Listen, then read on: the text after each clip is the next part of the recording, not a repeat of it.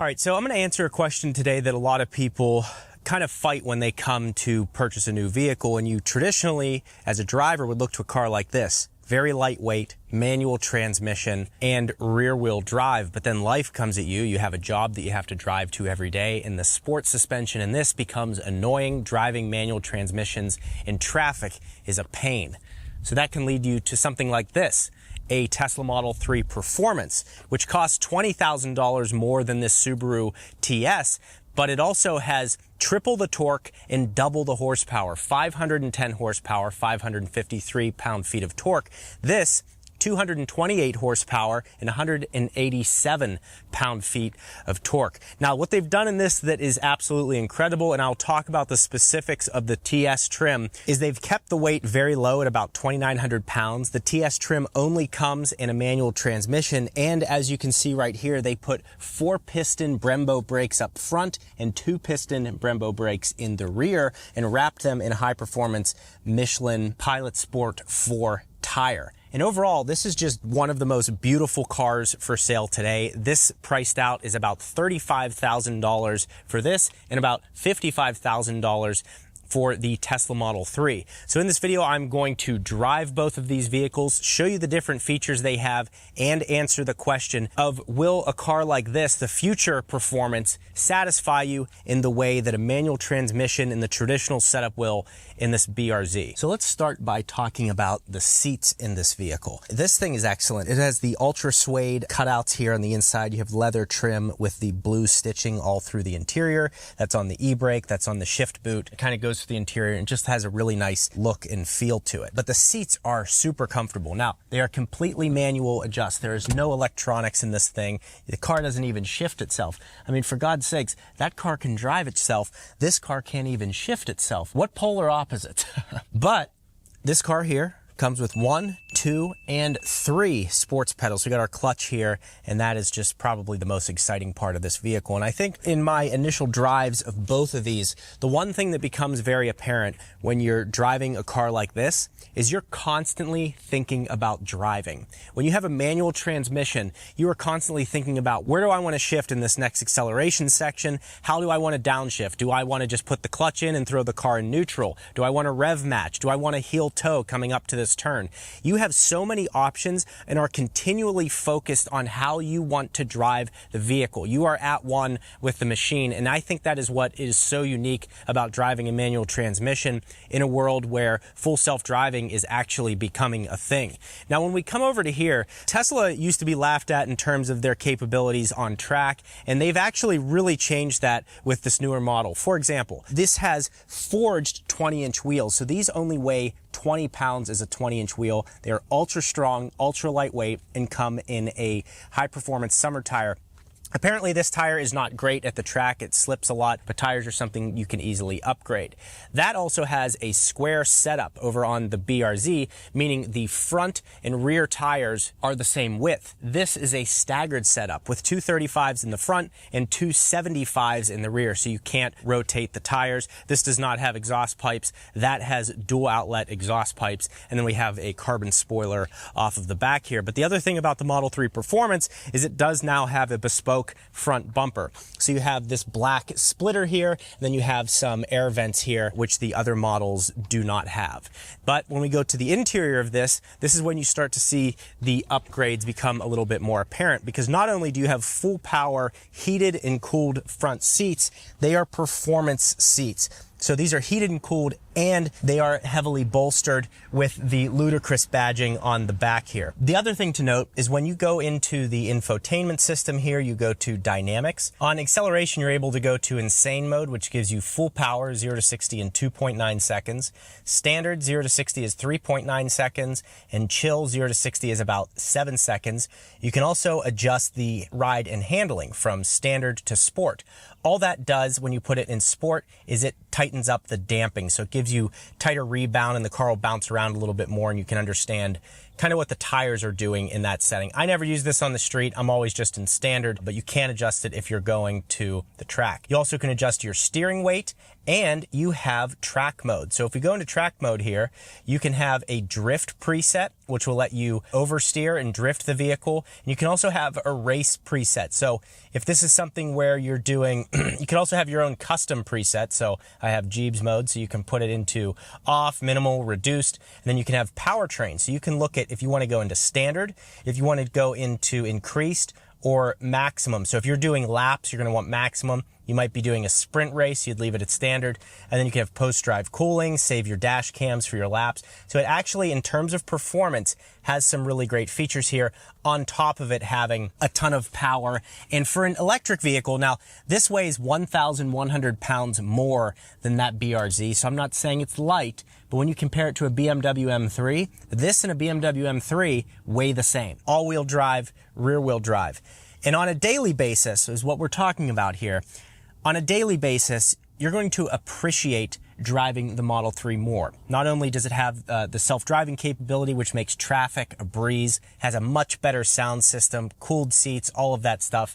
It has more space in it, but it does cost a lot more. The other thing in terms of technology, not that we should be looking at the BRZ for any of its technological capabilities, is Sentry mode here. So this has a security system built into it, but if you want to put something in your BRZ, I have just the thing from Red Tiger.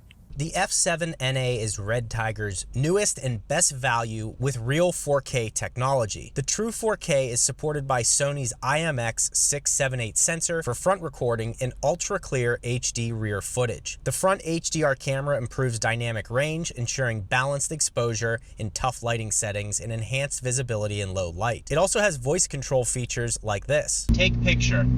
What I like about these voice control features are in situations where you might panic, you're able to say a command and let it do its job. Here's what footage looks like in the daytime. You can easily read license plates and even some street signs. And here's what footage looks like in the nighttime.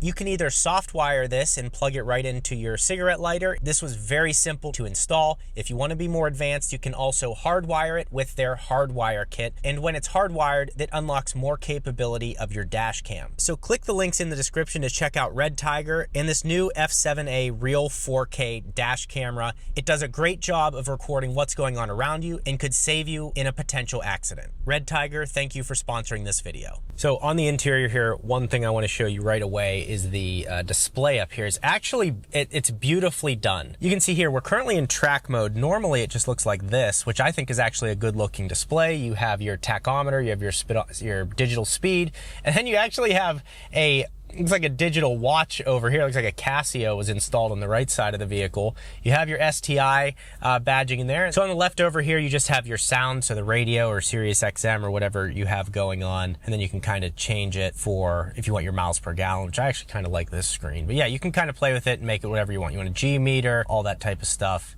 It has it. Also, these cars famously had a really bad torque dip. The power just fell off throughout the majority of the power band. For a performance car, for a driver's car to send it out of the factory like that and just let it go, is really annoying for many years. But that's been mostly fixed.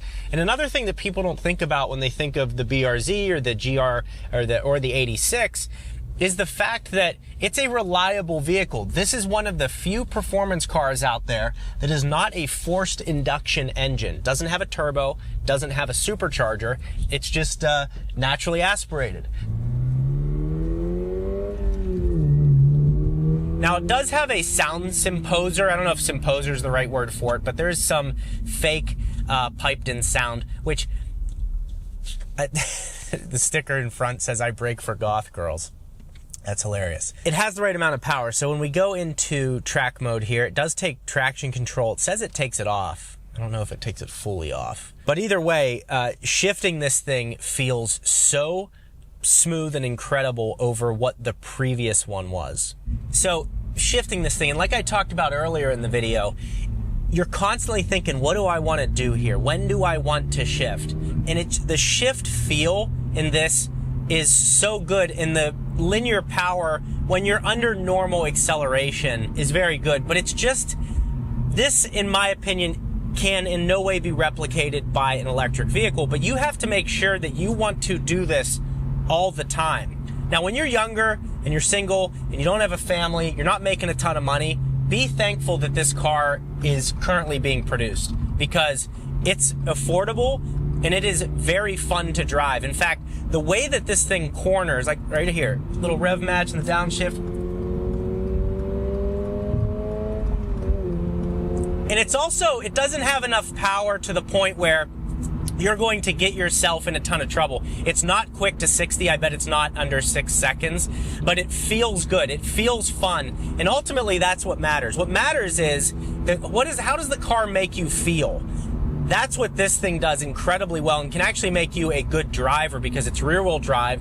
You can turn the traction control off. You can go to a parking lot, or you can just go to a track day. You can go to a sprint or some sort of track day to where you can learn the limits of your vehicle, and it'll make you a better driver because a car like this that lacks power exposes bad drivers. So you can drive your BMW M3 with its automatic transmission or your Tesla Model 3 and get 0 to 60 in 2.9 seconds.